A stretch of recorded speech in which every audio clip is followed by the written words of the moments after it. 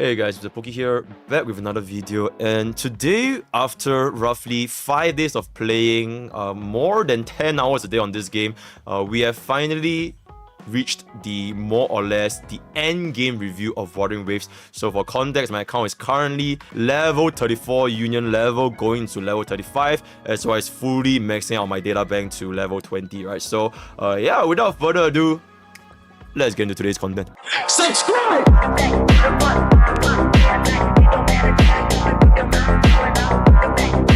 Alright, so my Wuthering Waves end game impressions or end game review or whatever it is, right? So I would say the state of the end game for Wuthering Waves right now, it has a very, very different feel compared to editors crop that part out. Compared to the early game as well as the mid game in Wuthering Waves.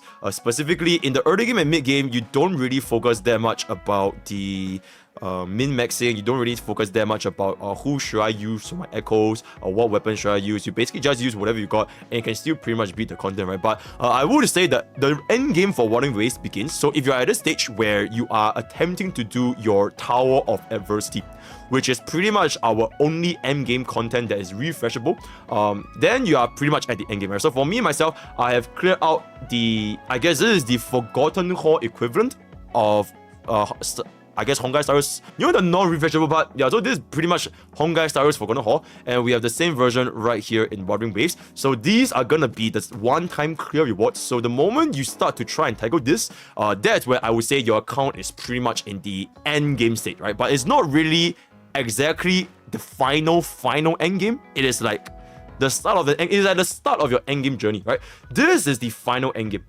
the hazard zone in Tower Adversity, where you will need to run 3 different teams clearing out the different waves. I haven't attempted them yet, but they are pretty much exactly more or less the same as your non-hazard zone, right? It is pretty much 4 different enemies, 4 different waves. It is just that the enemies have a much higher level. So you can see here, the first tower is going to be starting off at level 70, going all the way to level 90, Thundering Memphis, Exile Technician as well as Exile, right? In comparison, your previous Resonant Tower is going to be a level 50 going into level 70. So the difficulty jump is definitely there for Hazard Zone. So we're not going to talk about Hazard Zone because I have not attempted it yet. But I'm pretty sure if you guys really try out, you could probably clear like a few stars here and there. I think this first few clears, you should be able to clear it. But yeah, let's just talk about my endgame experience so far with Wuthering Waves. First of all, I will be talking about this in a separate video, which is the biggest problem in Wuthering Waves, and that is their echo system. I'm not gonna get into it here, it's gonna be a completely separate video, but I would just say this. The biggest bottleneck right now in Wuthering Waves endgame is not your echoes, right? You can farm a lot of echoes. I'm not sure if you guys have seen my previous video. You have an infinite echo farming main stat, right? You can just farm an infinite amount of this. The problem is this, the experience needed for echoes. Because further echoes do not count as experience. The only way you can raise echoes is through your sealed tubes, right? That is the only way. And the only way to get these is through Taced Fields or events, right? So it will come a problem eventually where you will definitely 100,000% run out of your echo materials to level up your echoes. So my word of advice, or rather my impression for the current endgame is, do not raise shitty echoes. Don't raise your 4 stars, don't raise your 3 stars. Heck, don't even raise your 5-star echoes unless they are on the right set and the right main stat, right? So that is my number 1 impressions I have so far of the end game. The echo system in this game, it is extremely restrictive. This is by far the biggest bottleneck in Wuthering Waves. When it comes to character experience as well as weapon experience, it is not that bad, right? It is not as bad compared to the echoes. But I would say if you're raising multiple teams, then you're definitely gonna be able to feel this bottleneck as well, right? But if you're just raising a single team, if you're not thinking about the end game yet, then I would say it is not in a very bad situation, right? I think right now you can comfortably raise 3 units, right? So if you're gonna be raising your Havoc MC, Tanjing as well as the Verena, you should have more than enough resources, right? So for a little bit of context, my current team right now, I have raised pretty much 2 teams, right? I have team 1, which is my Havoc MC, Tanjing as well as Verena, as well as team 2 is gonna be Calchero, Sanhua as well as Baicha. So these are my 6 units that I have more or less raised. Modified, I kind of left him at the side. I haven't raised him fully yet, so this is kind of like my 7th unit because neither Sanhua, neither Havoc MC nor Calchero relies that much on the heavy attack. as much, right? So I would prefer to just raise these units instead. So my team right now, I pretty much raised these 6.5 units, I would say. And for character experience and weapon experience, I haven't faced as bad of a bottleneck as compared to your Echo experience. So that's pretty much the state of my account right now. The rest of the 3 other units, Chixia, Yang Yang, as well as Yuan Wu, I have not touched them whatsoever. When it comes to the trace... Do you know where to find good food in Singapore? Read the fucking room, man. So when it comes to the trace materials upgrades, I would say that there isn't a lot, or at least as bad of a water. I think trace materials, they are quite plentiful, especially if you are going to be using your stamina. Which brings me to the next point. When you reach this stage, or when you're approaching this stage in the endgame, where you have pretty much nothing to do, because from between Union level 30 to Union level 40 is pretty much like a empty slot. You don't really have any main story quests anymore. You have cleared all of the side quests, so you're just gonna have to rely on your dailies and just farm the overall to progress your level from Union level 30 all the way to 40. And between this point, you should be using your stamina for tracers. And I would say the tracers, they are quite abundant.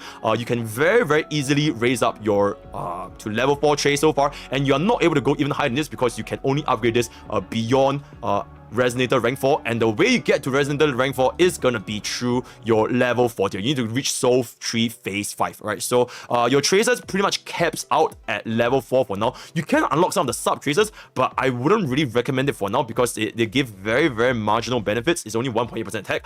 You should still be focusing on your main tracers, your ability tracers, as well as this particular trace over here. So this is kind of like your big trace, right? Comparable to Honkai Star Rails. You know, there's 3 big tracers in Honkai Star Rail. So in Wuthering Waves, there's gonna be 2 big traces, 1 big trace over here and 1 big trace over here. So this is gonna be the utmost priority aside from your basic tracers that you're gonna be leveling. So I pretty much raised all of the units that I use to a respectable amount of investment, right? So you can see here, everyone has their main trace level 4, main trace level 4, main trace level 4, main trace level 4, main trace level 4, as well as main trace. Baiji, I didn't raise her that much. I probably should, but also not as important, which kind of tells me my next point, the priority of your units when it comes to who should you main first, right?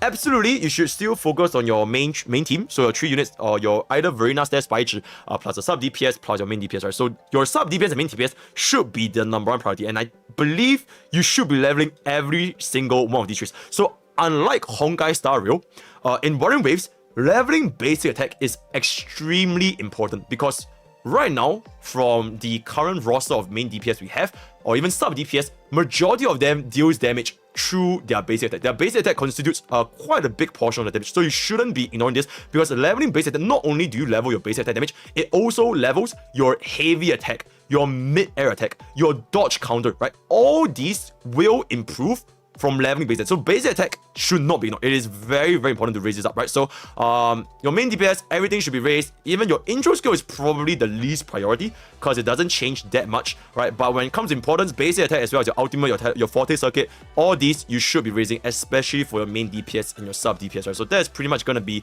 when it comes to the tracers. Yeah, I would say when you finally reach the end game, when you don't really have anything to do from level 30 to 40, personally, I think your stamina allocation should be #1 on tracers, because as with Honkai Star Rail, trace progression, they are guaranteed progression, right? The moment you farm a trace, your character is permanently leveled. Whereas if you were to do something like hunting echoes or hunting like your unit experience, it is not as permanent. But I would say, if you are lacking unit experience, which I don't think you should, but if you are lacking unit experience, especially if you have, I guess you have building 2 different teams, then you can consider dumping your stamina into, them into your simulation challenge, right? These are basically your golden cadets, right? Your simulation challenge, if you're really lacking the stamina, you can consider dumping your stamina here. But if you're not, the majority of you guys should be using on your weapon and skill materials, right? These are gonna be pretty much guaranteed progression. You're gonna use them, and you can use them to ascend your units, ascend your tracers, as well as even ascending your weapons, right? They are all gonna rely on this. So I would say for stamina to the end game, this will be your #1 priority.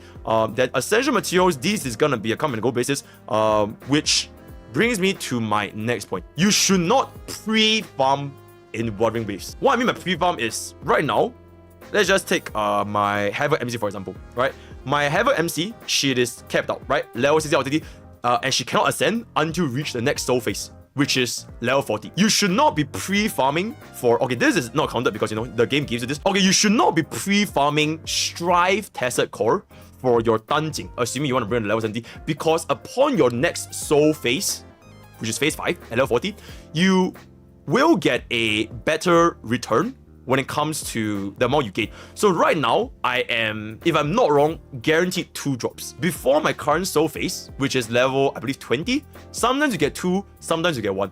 I believe when you get to level 40, there might be a chance you get 3. I don't know about this because nobody's level 40 yet, but I do believe that you do get better return on investment when you get to the next soul phase, which is very similar to Honkai Star Rail. When you play Honkai Star Rail, you know your essential materials. Your essential materials, you get more, right? So right now, the cap, when you're at level 60 or whatever, it is 5 materials for ascensions. Before that, it was 4, and before that, it was 3, 2, 1. So it's better for you to not pre-farm and wait until you reach the next soul level, and then you start farming for your ascension materials. And this is not just for ascension, this is also for like your tracers. So the materials you need for your tracers over here, you can see it's gonna be this blue reactive metallic drip, right? When you cannot upgrade them any further, the moment you reach the next ascension, which is level 40, then start farming for this. So I would say this tip is pretty important. Do not pre-farm in Wuthering Waves, just for the best bang for buck, your best return. So at this point, you're wondering if I have completed my tracers, right? If you're at a stage where you have really maxed out all your tracers, you have maxed out ascension, you have maxed out your levels for your weapons, for your everything, then what the hell should I be spending my stamina on? The answer is this. I believe everyone should be spending their stamina in Taced Field. Now, I know, we all know that farming for echoes early game is not worth it. But in Wuthering Waves, this is different. And I will talk about this a little bit more in my separate video, which is the one big problem Wuthering Waves have. The only way you can get relic experience in this game, your echo experience, is through Taced Field cleanup. There is no other way right now to get this. You cannot farm them from overall because your fodders, your random 3-star, 4-star, your purple, gold, they cannot be used to level up your echoes. Only sealed tubes can be used to level them up. And this will be by far the biggest bottleneck in Wuthering Waves. So because this is the only way you can reliably, consistently get this as an income, I sincerely believe that only after you're done, right? Only after you're done with your tracers, only after you're done with your levels, they're all maxed out, you're all level 60, your weapons are level 60, your tracers are all level 4, then spend the remaining of your stamina into Taced Field cleanup, because there's no other way to get this, and you will 100,000,000,000% use this a lot. You'll use a lot of this experience, especially when you want to get your relics to level 25, right? So super important. So I believe that from level 30 to 40, after you are done with your tracers and your weapons and your levels, the remaining of energy should be used in Taced Field cleanup, because pre-farming is inefficient and there's no other ways they can dump stamina unless you are lacking like money, right? If you're really lacking this, I guess you could pre-farm this, but I don't think anyone is gonna face as big of a bottleneck compared to this, right? So my advice for your stamina allocation after you're done with your tracers is gonna be coming into Taced Field cleanup and doing this domain, right? The remainder of guys from level 30 to 40, just dump everything here when you're done with your main team. You can start building your second team, you can start building your third team even, but that's gonna be up to you. Now, with that established, which Taced Field should you farm? Me personally, I sincerely believe the Taced Field Huanglong Dim Forest Forbidden Forest is gonna be the best in slot. Why?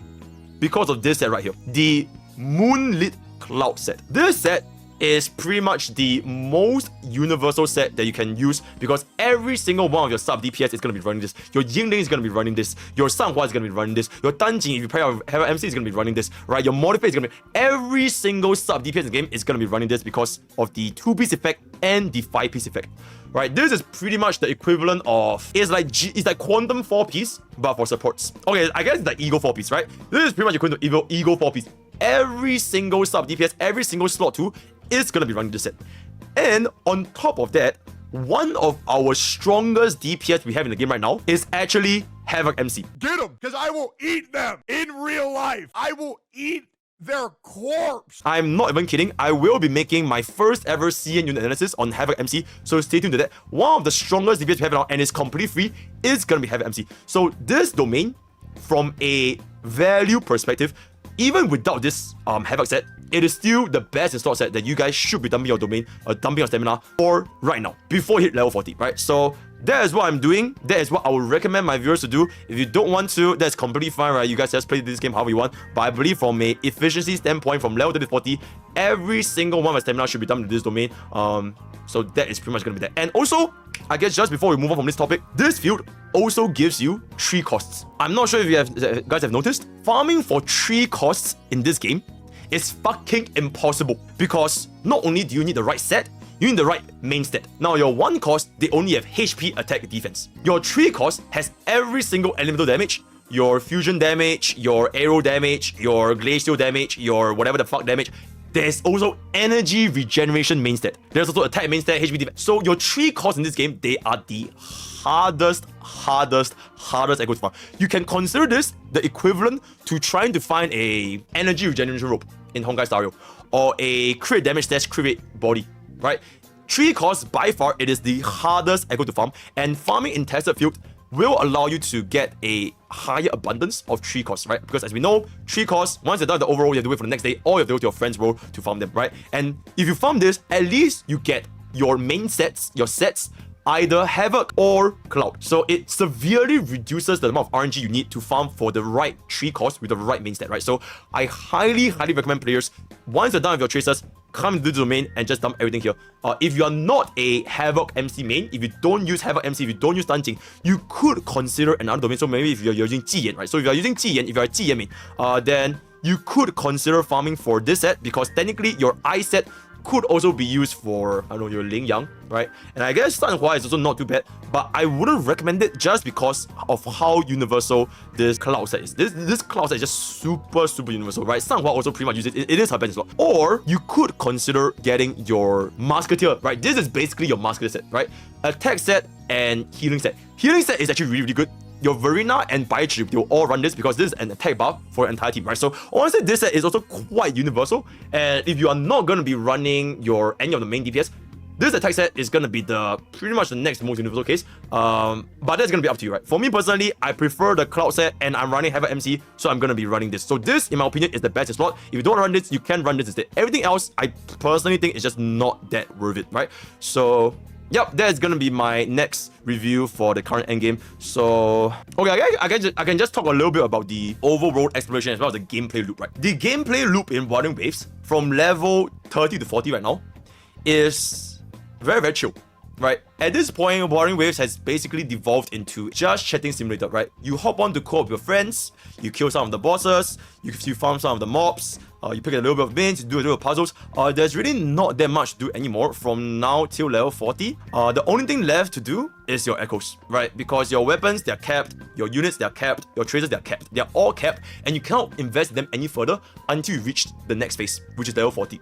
And with our current library of units, there are also not a lot of different units that you can raise that changes from the standard team building division, right? Mods, you can step on this thumbnail over here, right? My team building guide, you can see there. So majority of the time, there's only this handful of units you can raise, right? Everyone's gonna be running Sanhua, everyone's gonna be running Verena, everyone's gonna be running Baichi, and your main DPS, that's pretty much only like your Havoc MC, your Calchero. So there's really not a lot of different units as of this point right now. And I wouldn't recommend players to just raise like 3 teams, 4 teams, 5 teams, because it's not efficient, right? I would say the gameplay loop is very chill. It is not as tedious as you would think, because even if you were to farm overworld, right? So even if you just go around the map and clearing your mobs, finding out your let me just find. Alright, so as I was saying, yeah, even if you were to go around the map every single day and farm for overall mobs, right? I mean, there's pretty much nothing you can do in this game.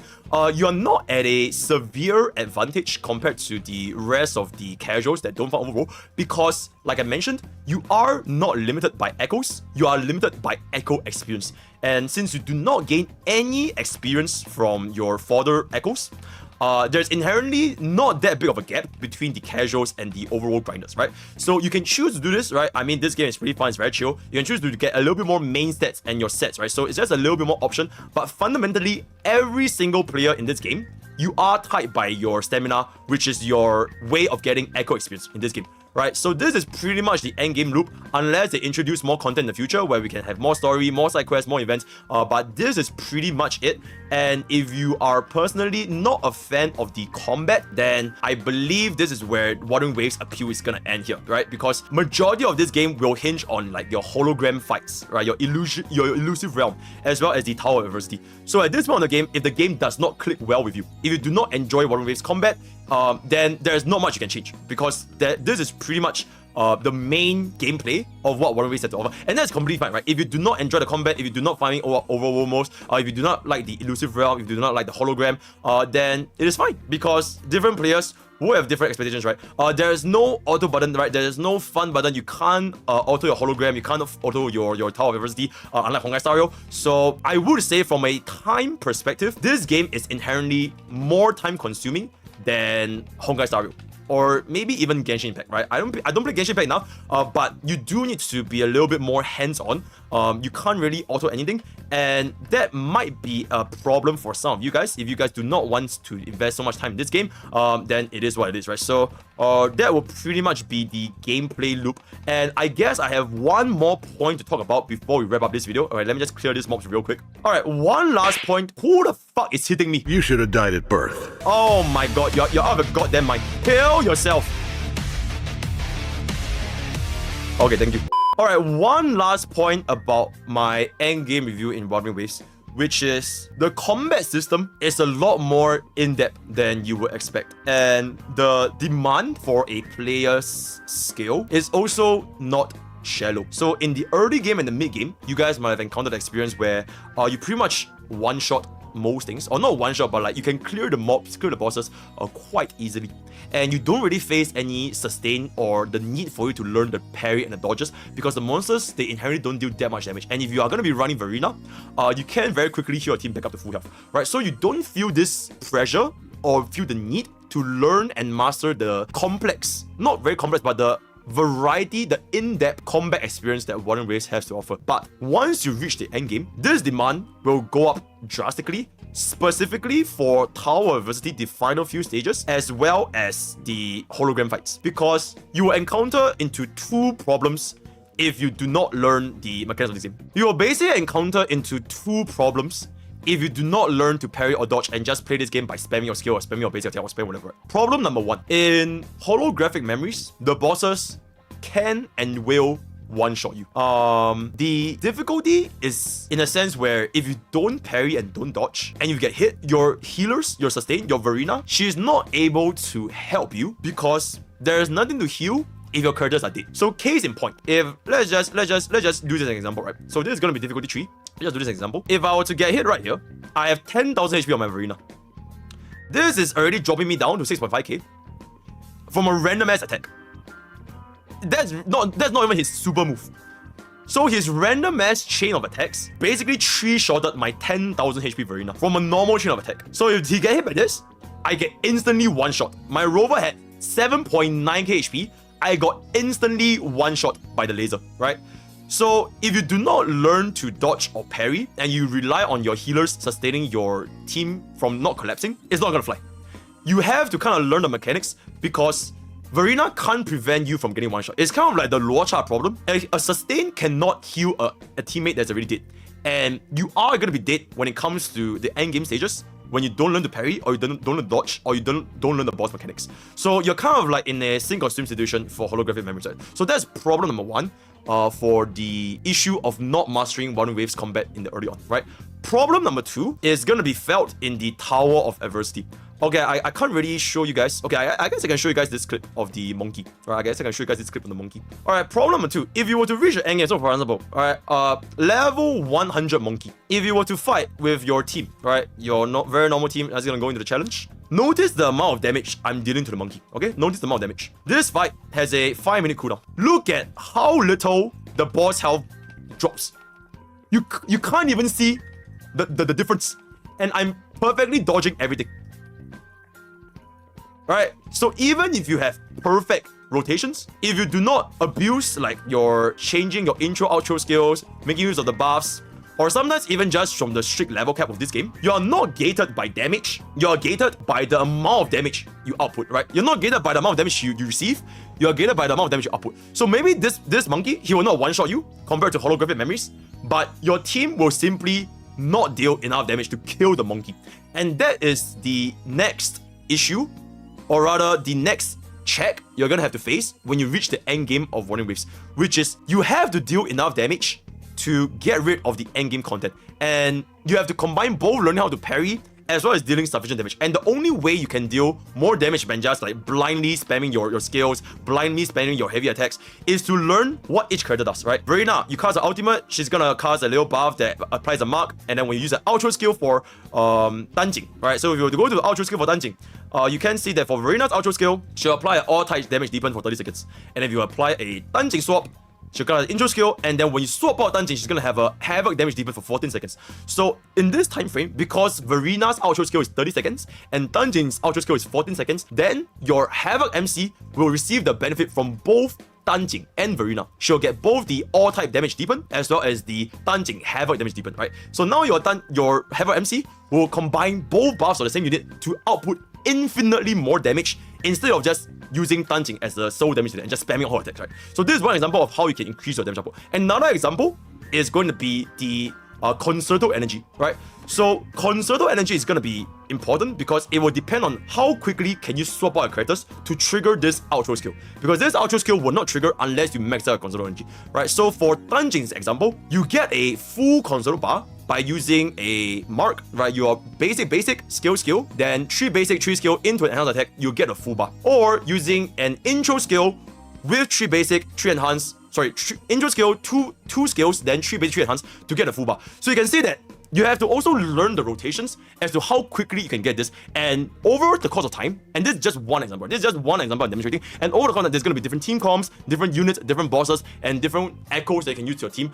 The combat system of Wuthering Waves can get quite complex, especially if you want to min-max your efficiency when it comes to damage output, right? So you will not feel the need to learn this in the early to mid game, but by the time you reach endgame, you pretty much more or less have to learn this.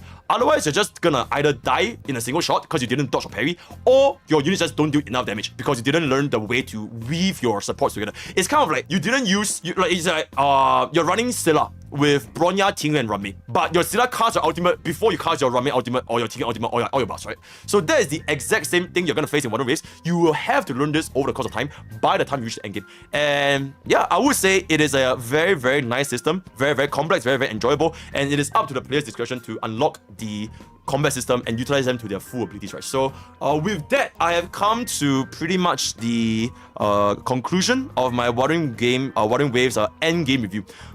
Conclusion: this game has a lot of depth, has a lot of potential. It also has a lot of ways that players can enjoy the game for themselves, either as a casual or hardcore. You are definitely gonna find ways to enjoy this game.